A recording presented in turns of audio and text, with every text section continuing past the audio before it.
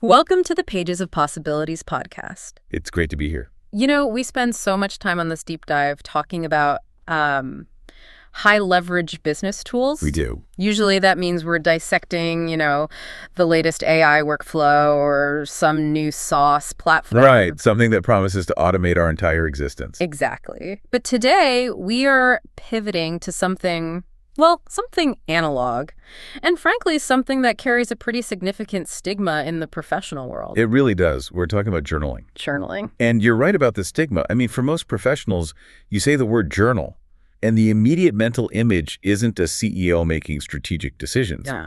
It's a teenager in a bedroom locking a diary. It feels soft, strictly personal. It's the Dear Diary syndrome. It's seen as a place for venting emotion, not for, driving revenue. But Yeah. We're looking at a fascinating article today by an author named Steve.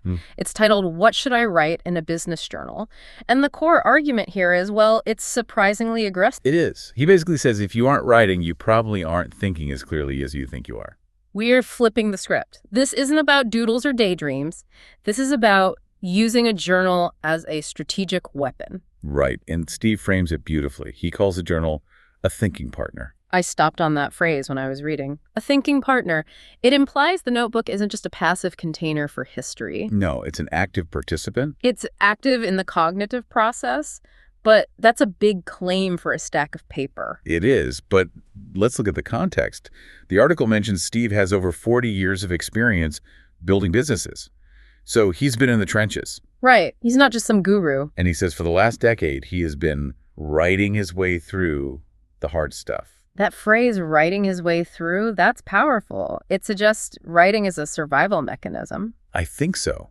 When you're dealing with a crisis or a pivot, the cognitive load can be just crushing. Right. And Steve seems to be suggesting that the act of writing is how you offload that pressure to, find a path forward. And most people think a journal is for looking backward. What happened today? Exactly. But Steve argues it's for navigating the present. It's designed to help you process all the chaotic data points right now so you can make a better move later. Okay, so let's get into the mechanics of this. Because the first barrier for me, and I think for a lot of our listeners, is that boundary line. How do I stop it from becoming a diary entry about how much I hate my commute? Where's the line between personal and business journaling? Steve draws a pretty sharp line in the sand there. He says personal journaling is introspection. It's focused on the self-relationships, emotional processing. It's inward looking. Completely. Business journaling, though, is about the work.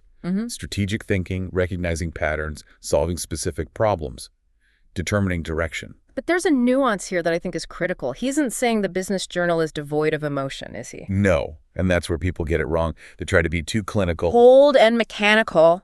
Exactly. Steve explicitly says it shouldn't be.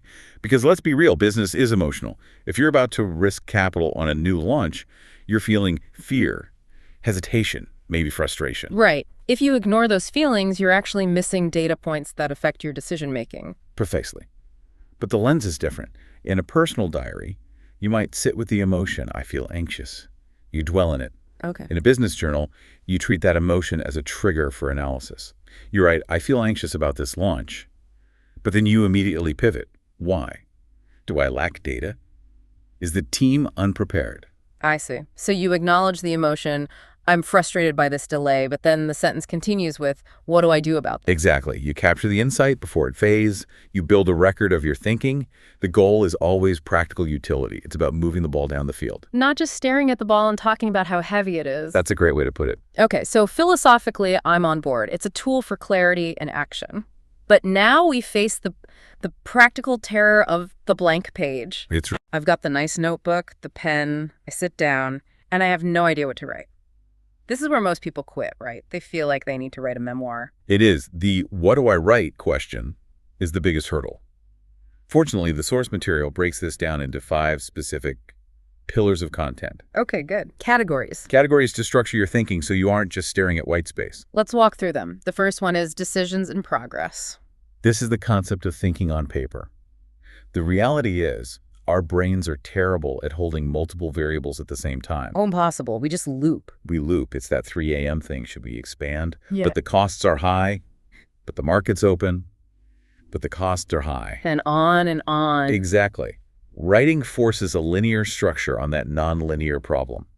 Steve suggests you literally list out the options, the trade-offs, and this is the nugget that really stood out to me. What's that? He says you must identify specifically what is making the choice difficult. That's interesting. So you aren't just listing pros and cons, you're diagnosing the blockage? Yes.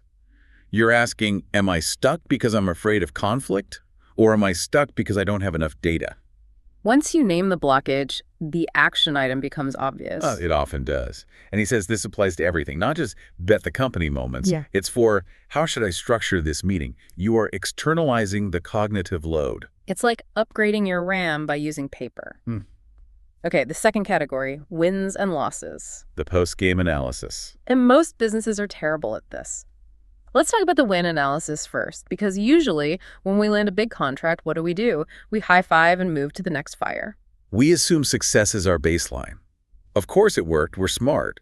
But Steve says that's a dangerous assumption. Because if you don't know why you won, you can't repeat it. You're just gambling on a streak. You have to ask why it worked, what were the conditions, was it skill, or was it just a favorable market? And then, of course, there's the loss analysis. Which is painful. Nobody wants to relive the screw-ups. Not at all. It is painful, but Steve gives a very specific instruction here that changes the whole vibe. Analysis without the self-criticism. That is incredibly hard to do. The internal monologue is just, I'm an idiot. And I'm an idiot is not a business strategy. It's useless. A business journal is a place for forensics, not self-flagellation. Strip away the judgment. Exactly. What happened? Where did the process break? What's the lesson? If you do that, a failure stops being shame and becomes a data point. And the value here accumulates over time, doesn't it? You start to see the patterns. That's the gold mine. You might realize, hey, looking back, every time I hire someone because I'm in a rush, it ends poorly. You don't notice that day to day. But it screams at you from the page when you read it back. It really does. Okay, moving to category 3, ideas and possibilities. This feels like the creative engine. This is where the journal acts as a holding space. As professionals, we are bombarded with ideas. We should start a podcast. We should change the pricing. We should buy a goat farm. I've definitely had the goat farm thought. We've all been there. But here's the tension. If you act on every idea, you lose focus and destroy your business. You become scattered. But if you ignore them, you might miss a breakthrough. So the journal is the waiting room. The filter. You write down the marketing angle or the partnership idea. Steve makes a great point. Not every idea needs action immediately. Some will look brilliant in 2 weeks. Others will look insane. I've found that just writing an idea down stops it from nagging me. It quiets my brain because I know I haven't lost it. That's it. You're clearing the cache. Yeah. And often you'll look back a month later and think, thank goodness I didn't pursue that. Category 4 is observations and patterns. This feels a bit more subtle. It is. This is about sensing the environment. It's intuition training. Steve notes these entries often start vaguely, like, I've been noticing that clients seem more hesitant to sign long-term contracts lately. So it's not a hard fact yet, just a vibe. It's a signal. But by writing, I've been noticing that. You force yourself to look for the evidence.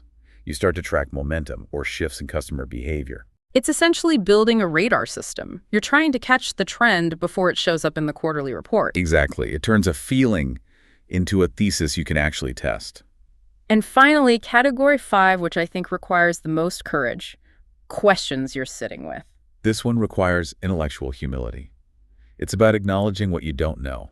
Which is the opposite of how most leaders operate. We feel pressure to have the answer instantly. We do.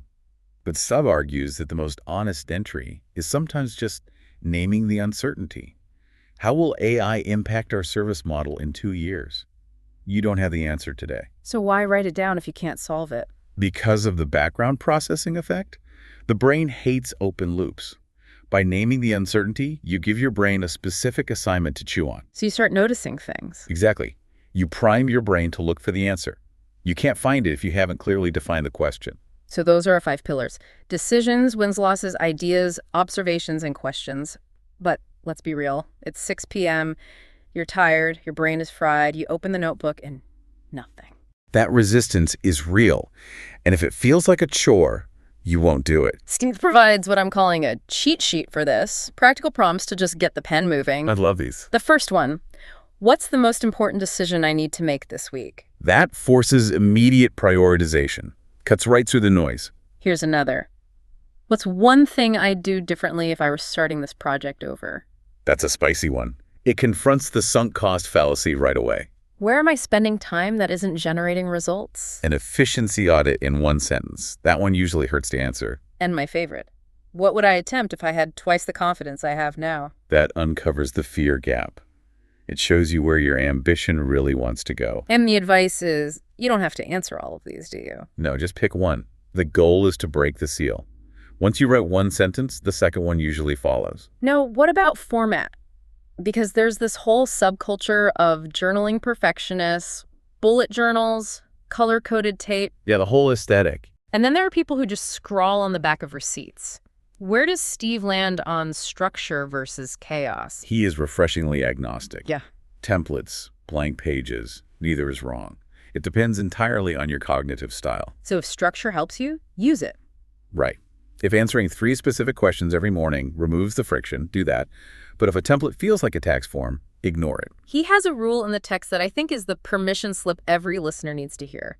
A messy journal you use beats a beautiful system you abandon. That's the takeaway. The value isn't in the aesthetic. We aren't making art here. We're making business decisions. Consistency is the only metric that matters. Precisely. So we've written our entries. We've been honest, messy, strategic. Now what? Do we just close the book and forget it? No. That would defeat half the purpose. We move to the concept of the archive. The value isn't just in the moment of writing. It's in referencing it later. This is your personal database of wisdom. That to make it useful, you need some rules. You can't just have a haystack of scribbles. Correct. Steve offers a few. Rule number 1, date everything. Seems basic, but why is it so vital? Because context changes. A decision that made sense in January might look insane 2 years later. You need to know when you were thinking something to understand why. It anchors the data in time. Rule number 2, headings or tags. Make it searchable. If you're deep diving on a specific client, write that at the top. Later, you can flip through and find all those entries easily. You're creating an index of your own brain. And this leads to rule 3, which I think is the most overlooked part, the review. This is where the dots get connected. Steve suggests flipping back through entries monthly or quarterly. You're not reading for pleasure, you're reading to spot the evolution of your thinking. It's like having a conversation with your past self. Oh, past me was really worried about that competitor. Turns out they went out of business. Or, past me had a great idea, I got too busy to execute. Maybe now's the time. You are mining your own history for gold. Okay, there's one final rule for the act of writing that I want to touch on because it feels counterintuitive. No editing. Don't edit while writing. This is crucial for flow. The moment you start fixing grammar, you've switched from thinking mode to critique mode. You're blocking the signal. You're trying to impress an audience that doesn't exist. Exactly. You're the only one reading this. Let it be raw. Let it be unpolished. Clarity comes from getting words down, not perfecting them in real time. If we zoom out and look at this entire methodology, what Steve is really offering here is a method for self-reliance. It really is. I mean, think about it. We are constantly looking for external answers. We Google everything, ask mentors. We outsource our thinking. And this practice turns the focus inward. It's saying, hey, you actually have a lot of the data you need. You just haven't processed it yet. Exactly. It transforms scattered, anxious ideas into clear direction. It transforms expensive, painful mistakes into usable lessons that you own forever. That's the difference between just getting older and actually getting wiser. Well said. Wisdom is metabolized experience. Journaling is the metabolism. Wisdom is metabolized experience. I'm stealing that. That's going in my journal today. There you go. Proof of concept. So what does this all mean for you listening right now?